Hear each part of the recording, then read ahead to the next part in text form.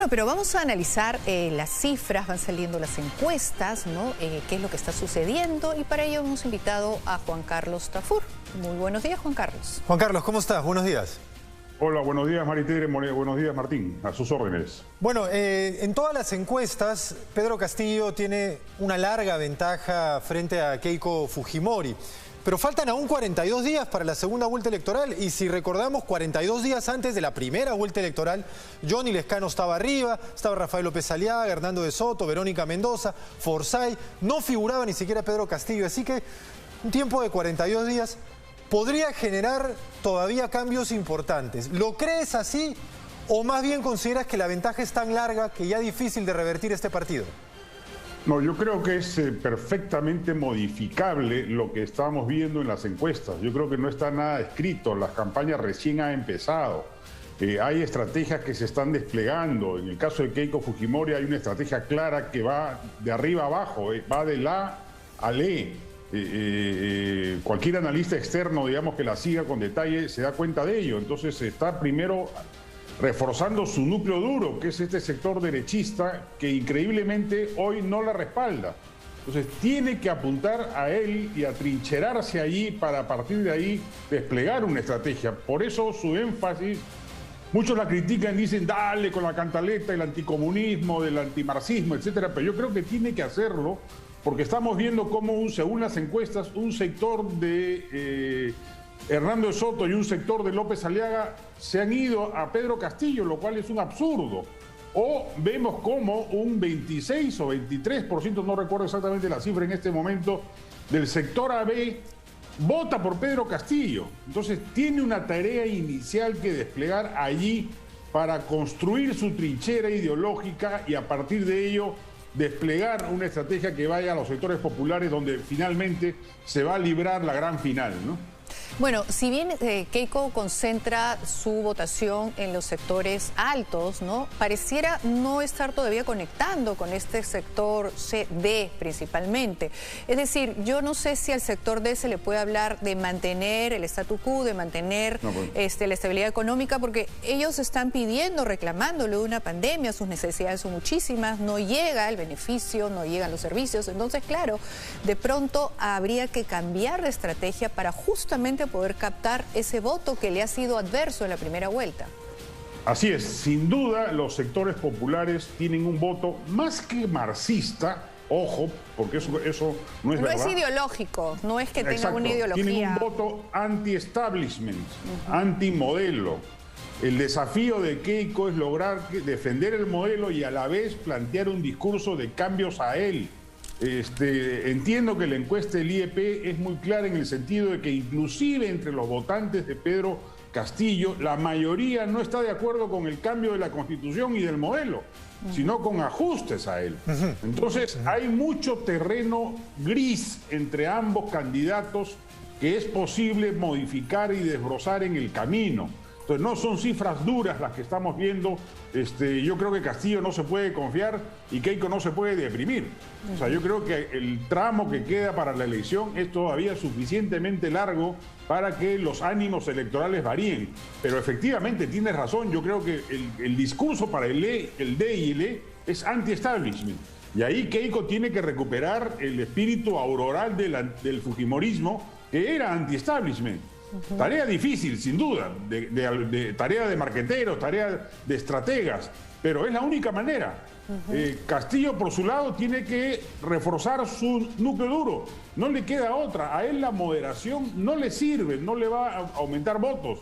Él ya llegó a su techo y lo tiene que defender a toda costa.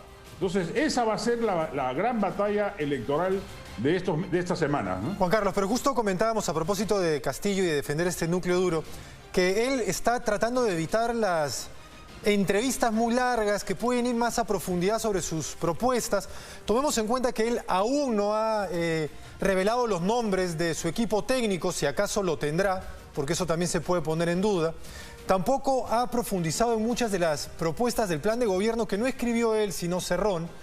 Y a veces cuando se le exige alguna precisión, se siente que trastablilla. En ese sentido, ¿tú crees que esa profundidad en el mensaje le pide a la gente ¿Puede esto jugarle en contra más adelante? ¿O puede seguir jugando las cartas como las viene jugando y le va a ir bien? No, yo creo que él no va a ganar en piloto automático, no va a ganar no haciendo nada. Claramente está evadiendo unas precisiones que no es capaz de dar en estos momentos. Y él trata de disimular un discurso radical, marxista-leninista, que lo acompaña no solo ahora, lo acompaña desde la huelga magisterial. Él es un dirigente magisterial radical. Imagínate que acusan a Patria Roja, acusaba él a Patria Roja, que es un partido comunista, maoísta, lo acusaba de derechista vendepatria, para que veamos el extremo de radicalidad de Pedro Castillo. Entonces, él sabe que si se expone con transparencia, puede perder nichos importantes de su electorado que hoy lo acompañan por representar el anti-establishment. Pero si se pone en evidencia su perfil ideológico, yo creo que puede perder mucho. Y claramente los encuentros con la prensa son la mejor manera de transparentarse. Y por eso los evita. Y por eso no da entrevistas en set. Trabaja con reporteros que saben que lamentablemente en muchos casos no tienen la ocasión de plantear un setting o un escenario de preguntas-respuestas lo suficientemente largo como para precisarlo o hacerle precisiones. Y por eso las corta y por eso escabulle, por eso solamente conversa con reporteros.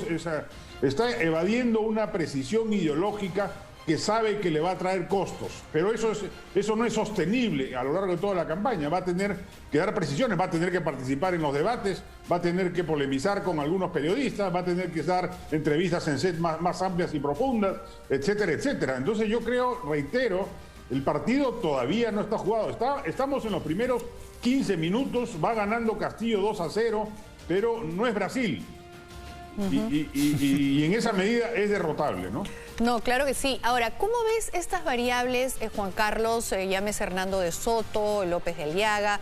Ayer nomás Hernando de Soto decía que él iba a convencer, más o menos palabras más, palabras menos, iba a hablar con Castillo para que no fuera tan radical, no se convirtiera en un paria, que iba a tener esta labor de mediador con ambas candidaturas. Mira, en general yo diría que si Castillo se modera, sería una buena noticia para el país, considerando la alta posibilidad que tiene de ser el próximo presidente de la República. Y que si eso pasa por aliarse con Juntos por el Perú, por convocar a los cuadros técnicos de Juntos por el Perú, que son mucho más sensatos, y librarse de la psicopatía serronista, sería una buena noticia para el país. Pero en el caso particular de Hernando de Soto, me parece que sobredimensiona sus propias capacidades y su rol como político y como líder político que es y que fue siendo candidato. Me parece que no es en estos momentos colocarse en una figura de negociador neutral, sino de acompañar a sus votantes en lo que claramente es su ideología de toda la vida, que es una ideología liberal. Ya, pero lo peligroso sería que, digamos, una candidatura pretendiera maquillar su discurso justamente como una estrategia con la finalidad de llegar y captar los votos que le son adversos. O sea, esta maquillada que luego una vez en el poder termina desdibujándose, termina lavándose y se termina mostrando el verdadero rostro, ¿no? O sea, puede ser, ya lo creo, que Hernando de Soto puede acercarse y decirle y sugerirle a cualquiera de los candidatos, bueno, ahora tienen que hablar así, tienen que decir esto porque esto es lo que vende bien y lo que no asusta en todo caso, ¿no? Mira, en cualquier caso, los líderes políticos o los candidatos no tienen capacidad alguna de endose. Lo hemos visto en la encuesta cómo se divide la votación de los que votaron por De Soto o de los que votaron por López Aliaga. Pero igual yo creo que lo que le correspondía a Hernando de Soto es, en consecuencia con sus principios ideológicos, era apoyar la candidatura de Keiko Fujimori, era lo natural. O sea, yo no sé por qué se atribuye él un rol de componedor ideológico que es además iluso, ¿no? O sea, él no va a lograr conciliar puntos de vista tan disímiles como los de Pedro Castillo con Keiko Fujimori. Aquí la apuesta clara en términos ideológicos es un modelo marxista, leninista, estatista versus un modelo liberal de economía social de mercado. Juan Carlos. Y finalmente, Pedro Castillo ha dicho que en un eventual gobierno él será el que lleve la batuta, mientras Vladimir Cerrón se encargará del partido, ¿no? Y Vladimir Cerrón lo secunda en ello y parece que quiere, y tú mencionabas justamente este tema también, quiere desmarcarse. de su vinculación con Cerrón. Sin embargo, los congresistas electos, y no deja de tener la mayor bancada del Congreso, son todos cerronistas. Y él no es más que un invitado, no llega con cuadros, no llega con gente propia. En ese sentido, ante una eventual gestión de gobierno, ¿en quién se puede apoyar si es que él dice que el partido no será? Mira, no solamente son cerronistas, también hay prosenderistas, hay cerronistas y unos poquitos castillistas. Mira, si Castillo pierde, Perú Libre se parte en 3 o 4.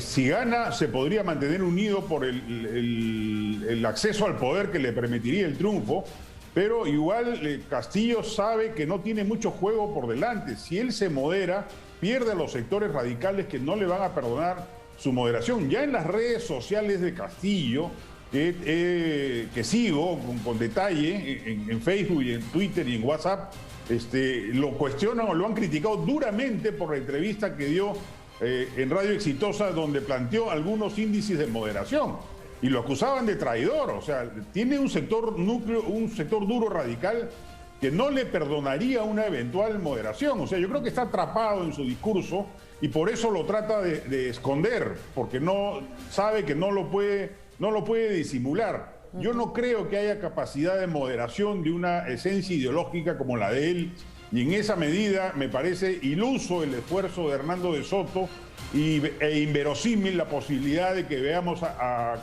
Pedro Castillo poniéndose el polo blanco, haciendo su propia hoja de ruta, como lo hizo Ollantumala. No es el caso.